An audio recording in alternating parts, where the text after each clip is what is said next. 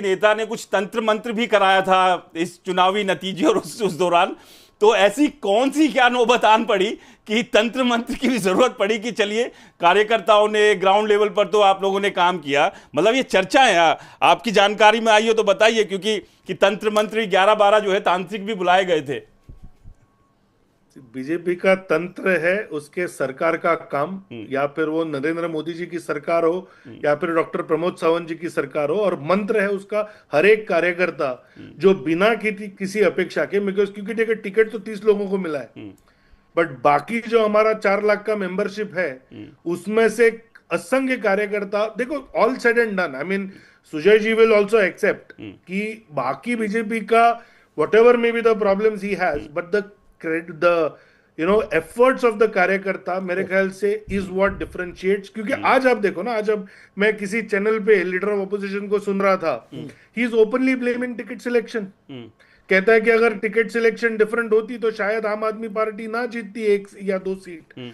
तो ये जो स्क्वाबलिंग है वो नहीं है। और दूसरा क्या है जो मुझे सुनाई दिया है कि कांग्रेस के जो साउथ गोवा के एक नए नेता उभर के आ रहे हैं जिनको सीएम कैंडिडेट बनने का बड़ा अभी एक जुनून सवार है, उन्होंने एक्चुअली ये डील को पूरा ये करा है। उन्होंने कहा कि अगर यूनाइटेड ऑपोजिशन बनता है और अगर हम जिला पंचायत हार जाते हैं तो हम कहीं किसी को मुंह दिखाने के लायक नहीं रह जाएंगे और 27 में वीकन हो जाएंगे। सो हर एक का एक एजेंडा है और ब्लेम किया जाता है बीजेपी को, क्योंकि किसी लोगों को तो दाबोले में वापस कॉन्टेस्ट करना है। नहीं, मेरा एक point he will want a straight fight. See, united opposition in But Goa, I mean, you can correct me if you're wrong, if I'm wrong, No. but this was the Congress strategy. see, united opposition is an absolute myth Goa में। क्योंकि मैं जो गिरिराज जी आने के पहले भी कहा कि अगर यूनाइटेड ऑपोजिशन अब ऑन पेपर भी होंगे, ऑन ग्राउंड यूनाइटेड कोई नहीं होगा। People will field independent candidates to go against the. लेकिन सुजय जी ये गोवा में रहा है, तो ये यूनाइटेड ऑपोजिशन अब कभी होना ही नहीं है।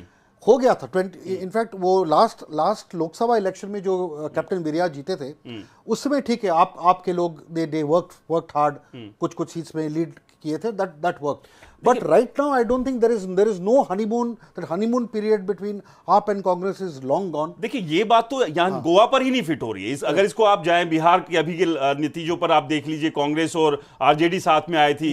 आप यूपी इलेक्शन में देख लीजिए, एक टाइम पे जो कट्टर दुश्मन है मायावती की बात कर लें, अखिलेश, वो साथ में आए थे। उसके बाद कांग्रेस और अखिलेश ने भी वहां मिलकर जो है गठबंधन में चुनाव लड़े। नतीजे क्या रहे वो सबके सामने। लेकिन एक चीज सुजय साहब और गिरिराज जी आपसे भी मैं पूछना चाहूंगा कि क्या गोवा में जो मुद्दे हैं वो बिल्कुल ही दूर रहते हैं? फिर चाहे अभी कैश फॉर जॉब का मुद्दा इतना ज्यादा हाईलाइट हुआ, इंफ्रास्ट्रक्चर की बात कर ले उसके ऊपर भी काफी हल्ला।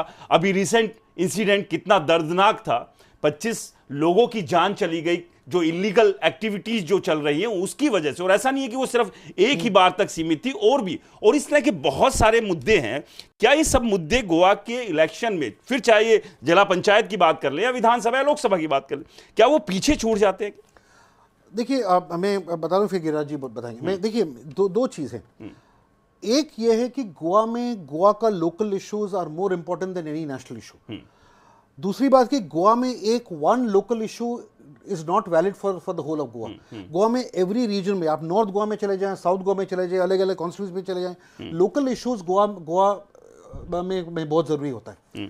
तो बात यह है कि the micro level issues are extremely important. लोगों के काम हो रहे कि नहीं हो रहे इज वेरी इंपॉर्टेंट। लोगों के रिलेशनशिप्स जो हैं कैंडिडेट के साथ, ये बहुत इंपॉर्टेंट है। So it is personality based, equation based and local issues based. अभी आप कह रहे हैं कि जो भयानक फायर में बर्च नाइट क्लब में लोग मरे गए, undoubtedly it's an important issue. Law and order एक बहुत इंपॉर्टेंट इशू है। लेकिन सर कल को तो लोकल गोवा का भी आदमी तो आ सकता है ना उस चपेट में। मगर बात यह है कि लॉ एंड ऑर्डर एक इशू हो सकता है, मगर जब इलेक्शन आता है तो एक गोवा में पैन गोवा कोई मेजर इशू आजकल बनता नहीं है। आप अगर साउथ गोवा में भी देख लें, अगर आप डबल ट्रैकिंग की बात करें, वही साउथ वेस्टर्न रेलवे के डबल ट्रैकिंग हो या कोल इश्यूज को लेके बात हो या डेवलपमेंट प्रोजेक्ट्स का, वो भी एजिटेशन आप देखें तो वो एक जगह एक रीजन तक सीमित रह जाता है। The issue here is this, तो इसका मतलब हम ये लगाएं, हाँ। गिरा जी, ये सवाल के साथ ही मैं आ रहा हूं, नॉर्थ गोवा जो आपको हमेशा से बम्पर वोट से जिताता रहा है, और ऐसा नहीं है कि साउथ में भी नहीं जिता रहे, साउथ में भी जिताते हैं, लेकिन अगर दोनों का मैं कंपैरिजन करूं, एक ही चीज को लेकर करता हूं, बेसिक इंफ्रा, यानी कि सड़कों की बात हम कर लेते हैं। नॉर्थ की आप सड़कें देखिए और साउथ की देखिए। नॉर्थ की मैक्सिमम आप चले जाइए बाघा, कलंगुट, कैंडोलिम और इधर अंजुना, वैगतोर, क्या हम ये मान ले सुजय साहब और गिरिराज जी कि वहां पर टूरिस्ट ज्यादा होता है इसलिए आप लोग ध्यान नहीं देते क्योंकि फर्क नहीं पड़ रहा है? साउथ में मैंने देखा कि एक एक रोड एकदम चकाचक है, आप कहीं इंटीरियर में चले जाइए, मेन रोड्स की बात कर लीजिए, क्यों ऐसा? क्या वो नेशनल और लोकल इश्यूज की वजह से?